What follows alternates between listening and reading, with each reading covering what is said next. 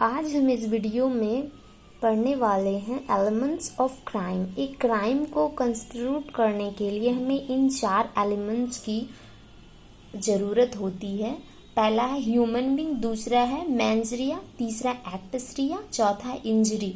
Human being, कोई भी crime हो it should be committed by human being, मतलब कहीं पे क्राइम हो रहा है, यह हो चुका, तो उसमें एक ह्यूमन बीइंग के एनवायरनमेंट का होना बहुत ज़रूरी है, तभी उसको क्राइम कंसीडर्ड किया जाएगा।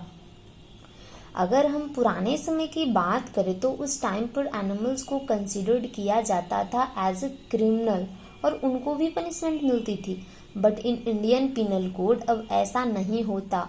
हम एनिमल्स को कंसीडर्ड नहीं करते हैं, ना ही उन्हें पनिशमेंट देते हैं।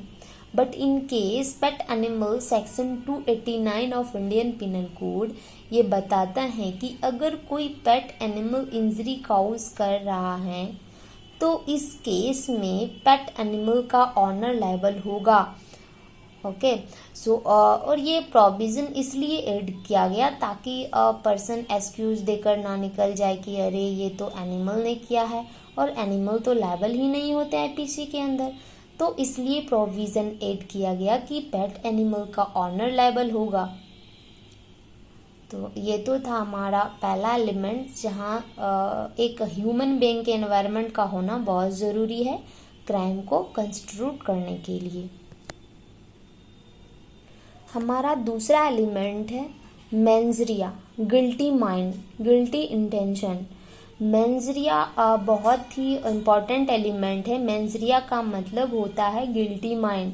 जब भी कोई क्राइम होता है ये अज्यूम किया जाता है कि वो क्राइम गलत सोच के साथ, गलत इंटेंशन के साथ किया होगा। अगर एक पर्सन ने क्राइम किया और उस क्राइम को करते वक्त उसका माइंड इनोसेंट था तो कोर्ट ये ज्यूम करती है कि उसने क्राइम नहीं किया, मतलब उस पर क्रिमिनल लायबिलिटी नहीं लगती।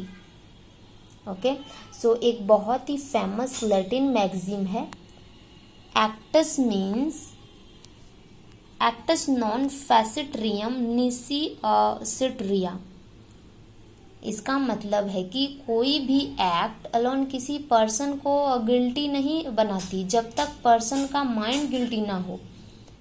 मतलब गलत एक्ट्स के साथ साथ इंटेंशन का भी होना बहुत ज़रूरी है, तभी क्राइम को कंस्टिट्यूट करेंगे। फॉर एग्जांपल, ए और बी क्रिकेट खेलते हैं और ए ने इतनी ज़ोर से बॉल को मारा, बॉल बी की आंख में जाकर लगी और पीछे जाके ब्लाइंड हो गया। क्या यहाँ पर ए ने कोई ऑफेंस किया? नहीं किया।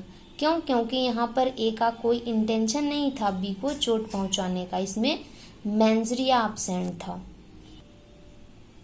हमारा तीसरा एलिमेंट्स है एक्टस रिया। एक्टस रिया का मतलब होता है एक्ट्स मतलब एक्शन और रिया मतलब फॉरबिडन बाय लॉ। एक ऐसा एक्ट जो प्रोहिबिटेड है बाय लॉ।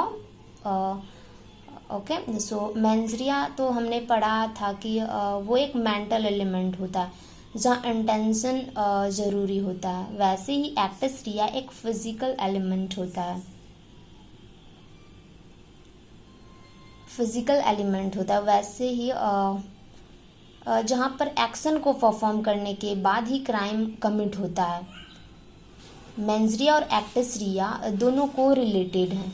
इन दोनों में कोई एक चीज़ मिसिंग होगी तो वो मोस्ट प्रोबेबिलिटी क्राइम नहीं माना जाएगा। ओके, सो फॉर एग्जांपल, ए रास्ते से जा रहा था, उसको एक बाइक दिखती है, वो सोचता है ये तो बहुत अच्छी बाइक है, इसे चुरा लेता हूँ। पर फिर वो अपना माइंड चेंज कर लेता है और वो वहाँ से चला जाता है। तो यहाँ पे मेंटल एलिमेंट तो प्रेजेंट था, मेंजरिया प्रेजेंट था, लेकिन यहाँ पे एक्शन परफॉर्म नहीं हुआ, एक्टस रिया अब्सेंट था।